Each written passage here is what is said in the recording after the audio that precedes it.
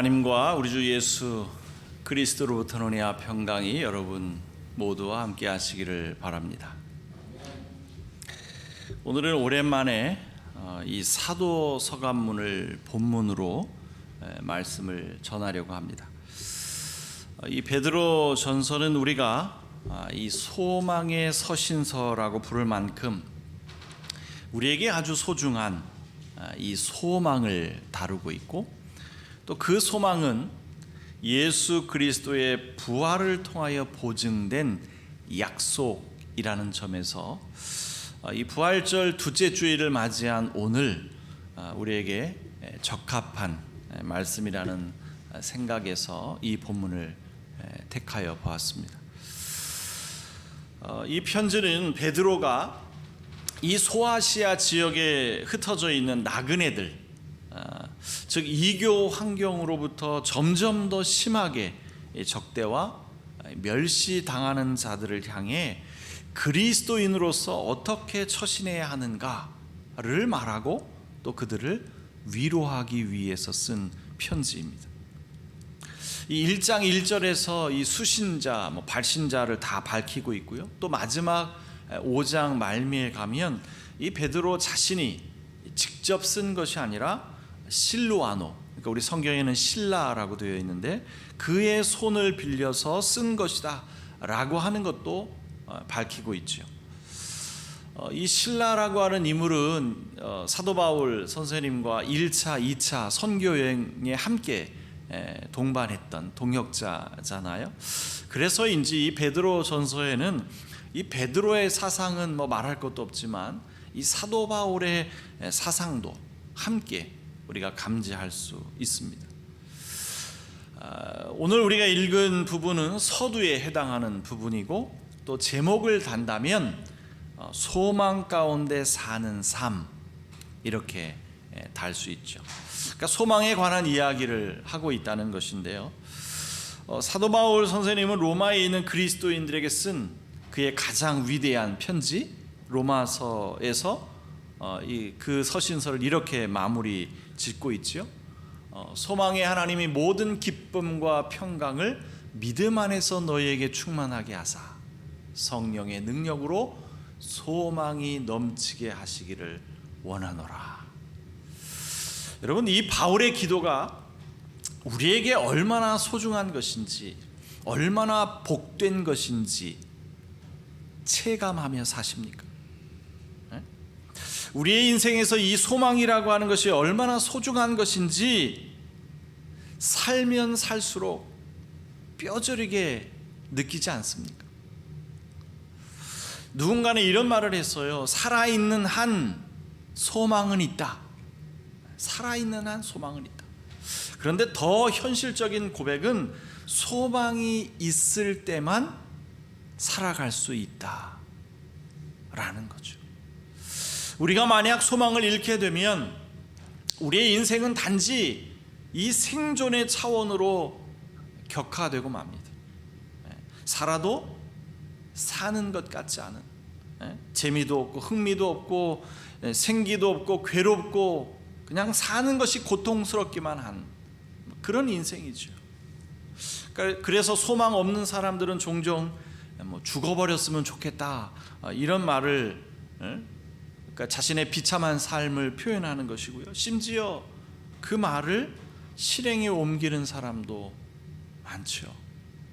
특히 우리나라는 더 그런 사람들이 많잖아요. OECD 국가 중에서 자살률 1위라고 하는 이 오명을 쉽게 벗어나지 못하고 있잖아요. 이 독일의 철학자 임마누엘 칸트는 이성의 모든 관심을 세 가지 질문으로 요약했습니다. 그러니까 칸트 철학의 중심 주제라고 할 수 있겠죠. 나는 무엇을 알 수 있는가? 나는 무엇을 해야 하는가? 나는 무엇을 바랄 것인가? 이 세 번째 이 질문은 좀 부연 설명이 필요한데요. 누군가 행복을 바라고 있다면 정말 나는 행복을 바라도 되는가? 그럴 자격이 있나? 이런 뉘앙스의 질문이에요. 이 다로프라고 하는, 이 듀르펜이라고 하는 이 조동사가 무엇을 해도 되는가? 뭐 이런 뜻이거든요. 그래서 나는 정말 행복을 소망해도 되는가? 뭐 이런 뜻이죠. 그리고 여기에 한 가지를 좀 덧붙이자면 인간이란 무엇인가? Was ist der Mensch? 인간이란 무엇인가? 이렇게 중요한 질문을 임마누엘 칸트는 했습니다. 그러니까 이 칸트의 질문 속에서 우리는 무엇을 소망하는가? 라고 하는 물음이 우리 인생에서 얼마나 중요한 질문인가 확인할 수 있죠. 여러분, 사람들이 우리 그리스도인들을 뭐라고 부르나요? 보통 신자, 이 believer라는 말을 하죠. 그러니까 믿는 사람이라는 뜻이겠죠. 그런데 그리스도인의 또 다른 정체성은 소망인 호퍼다, 이렇게 말하는 분도 있어요. 제임스 패커가 그의 책에서 이렇게 말을 했는데요, 우리는 그리스도인은 소망인이다, 호퍼다, 이렇게 이야기를 했어요. 여러분은 과연 소망인이십니까? 여러분 안에 소망으로 가득 차 있어요? 만약 그렇지 않다면 저와 좀 따로 만나셔야 할 것 같고요. 만약 여러분 안에 소망으로 가득 차 있다면 어떤 소망이 여러분 안에 가득 차 있습니까? 여러분 안에 있는 그 소망이라고 하는 것이 어떤 소망이에요? 오늘 본문 말씀을 통해 우리 안에 가득 차 있어야 할 소망, 그 소망의 내용이 무엇인지 확인해 보도록 하겠습니다. 우선 이 소망의 근거는 예수 그리스도의 부활이라고 하는 것을 다시 한번 상기시켜 드립니다. 다른 근거는 저희는 취급하지 않습니다. 며칠 전에 이 강남의 한 교회에서 대부업자가 이 교인들을 상대로 500억을 갈취한 사건 기사를 읽었었는데요, 그 기사를 읽다가 정말 아연실색할 부분이 있었습니다. 하나님이 고수익을 보장하신다, 이 대목이에요. 하나님이 고수익을 보장하신다. 여러분, 우리 신앙의 이 저급함이 어디까지 떨어질 수 있는 겁니까? 우리의 소망이 이런 겁니까? 우리 하나님께서 고수익을 보장해 주신다고 하는 이 터무니없는 말에 현혹될 만큼 우리의 소망은 현세적이고 물질적이고 기복적인 것이냐 말이죠. 우리는 이런 것 취급하지 않으니까요, 헛물 켜는 일은 없기를 바랍니다. 우리가 말하는 소망의 근거는 뭐라고요? 오직 예수 그리스도의 부활 이외에는 없습니다. 그렇다면 그 소망의 내용은 무엇이냐? 첫 번째는 썩지 않고 더러워지지 않고 낡아 없어지지 않는 유산이랍니다. 4절에서 말씀하고 있잖아요. 썩지 않고 더러워지지 않고 낡아 없어지지 않는 유산이다. 사라지지도 않고, 그러니까 변하지도 않고 축나지도 않는 영원 불멸의 유산이라는 거예요. 있다가도 없고 없다가도 있는, 그래서 줄기도 하고 때로는 떼묻기도 하는 이 지상의 물질과는 비교할 수도 없는 가장 고귀한 유산이라는 겁니다. 에이, 그런 게 어디 있어요? 없는 것 지금 있다고 공갈치는 거 아닙니까? 그래, 없어요. 그런 것 없습니다. 그런 거는 이 세상에 존재하지 않아요. 어디에? 이 세상에. 어디에 있다는 거예요? 4절 끝까지 읽어보세요. 어디에 있다고 말합니까? 하늘에 간직되어 있다, 이렇게 말하고 있죠.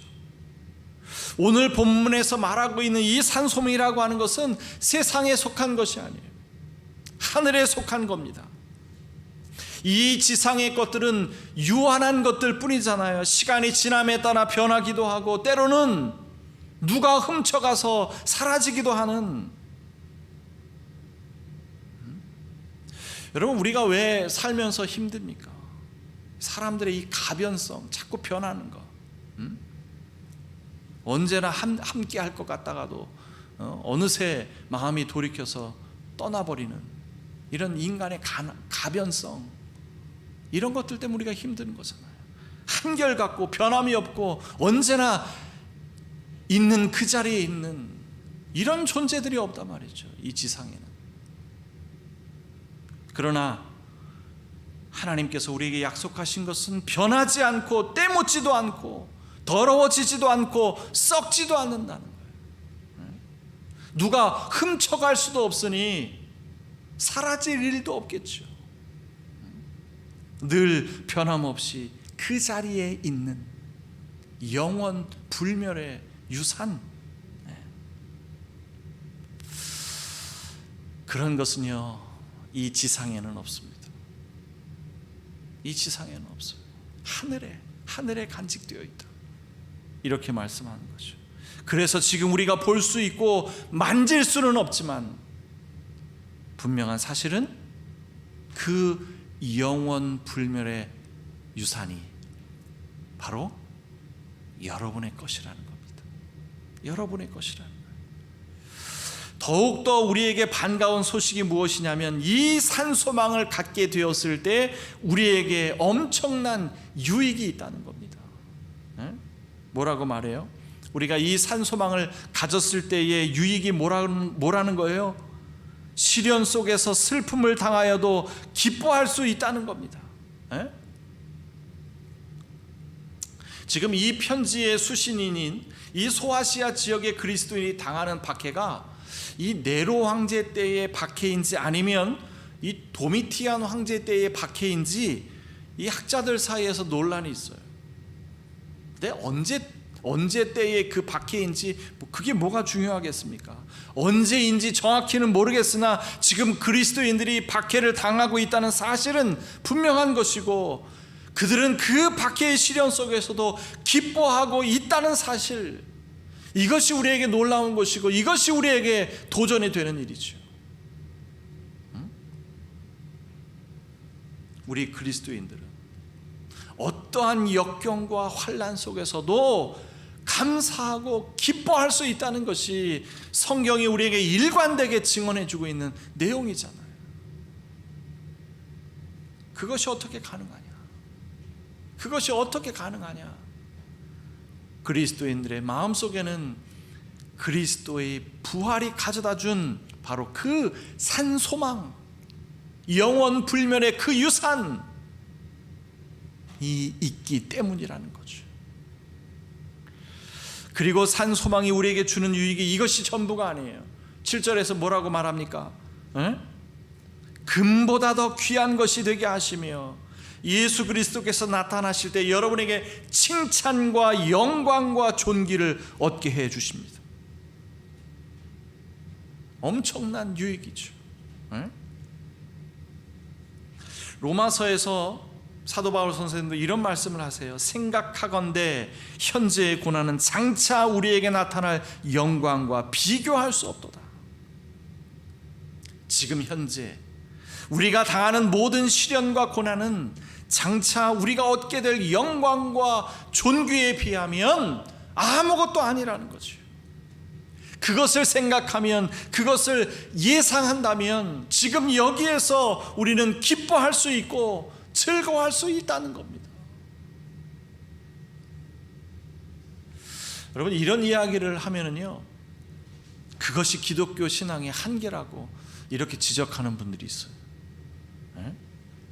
기독교 신앙은 지금 당장 문제는 해결해 주지 못하면서 미래의 관점에서 앞으로 그렇게 될 것이다, 늘 이런 헛된 희망만 품게 한다는 거죠.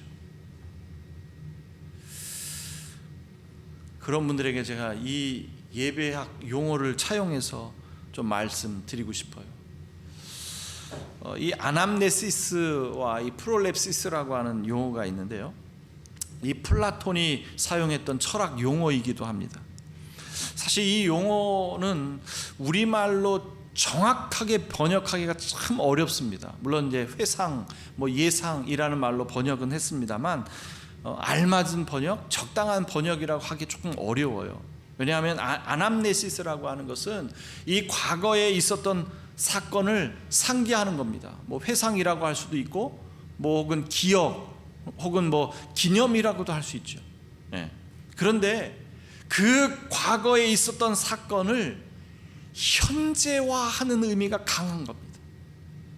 그냥 과거에 있었던 사건 그것으로 끝이 아니라 그것이 지금 여기에서 일어난 사건이라고 하는, 현재화한다라고 하는 그런 의미가 강한 단어예요.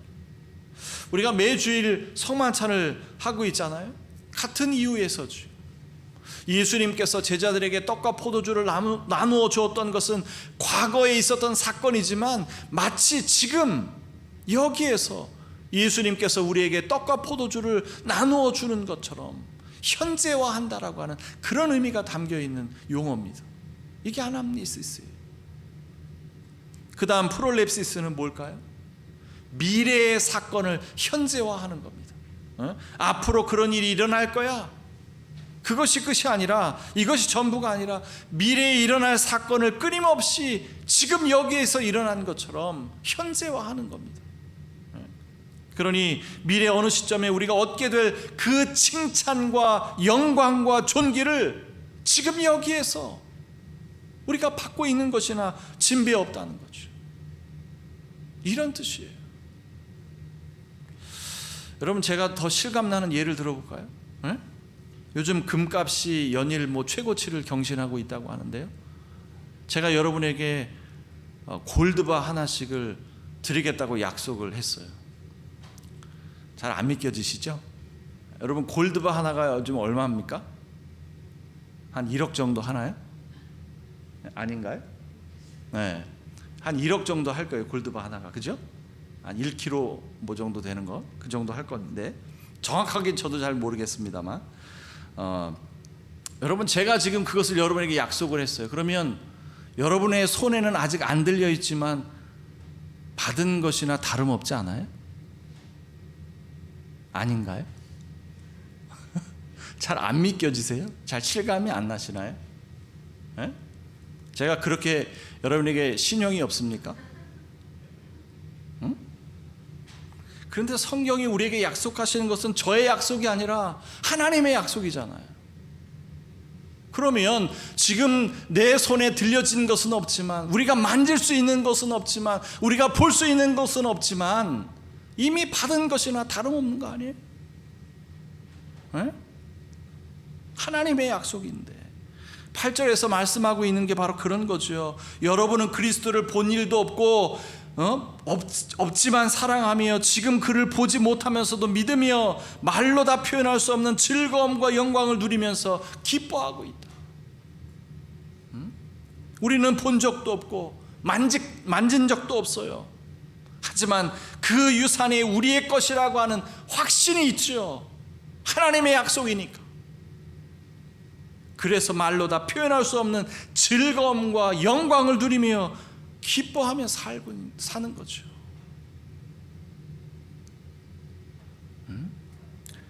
사도 바울 선생님도 같은 말씀을 하세요. 로마서 8장에서 우리가 소망으로 구원을 얻었음에 보이는 소망이 소망이 아니니 보는 것을 누가 바라리요? 만일 우리가 보지 못하는 것을 바라면 참으로 기다릴지니라. 우리가 보지 못했지만 그것이 우리의 것이라고 참고 기다린다는 거죠. 우리의 소망은 눈에 보이는 것이 아닙니다. 하지만 그것이 우리의 것이라는 확신이 있기에 참고 기다릴 수 있는 거죠. 우리 손에 들려진 것은 없지만 기뻐할 수 있고 감사할 수 있고 말로 다 표현할 수 없는 즐거움과 영광을 누리며 살아갈 수 있는 겁니다. 이것이 영원 불멸의 산 소망이죠. 그 소망을 간직한 사람들의 삶인 거죠. 우리는 그토록 참고 고대하는 그 산소망, 썩지 않고 더러워지지 않고 낡아 없어지지 않는 그 영원 불멸의 유산, 이 지상에 있는 것이 아니라 우리 손으로 만질 수는 없지만 하늘에 잘 간직되어 있는 그 유산, 그 산소망이 무엇입니까? 바로 하나님께서 약속하신 구원입니다. 오늘 마지막 절 9절을 읽으면서 마치겠습니다. 여러분은 믿음의 목표, 곧 여러분의 영혼의 구원을 받고 있는 것입니다. 모든 지각에 뛰어난 하나님의 평강이 그리스도 예수 안에서 여러분의 마음과 생각을 지킬지어다.